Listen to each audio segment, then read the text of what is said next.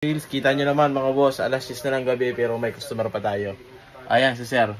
Sir, tagasan po kayo Sir muna? Bali, taga Davao po kami sa Mindanao po. Layo Sir no?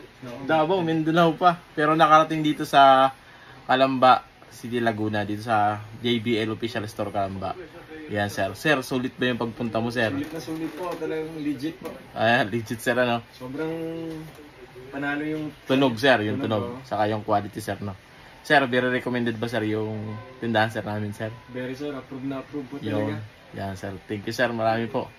Welcome po. Yan. Kaya Sir, yung mga malalayong lugar, wala po kayong reason para magreklamo mga boss.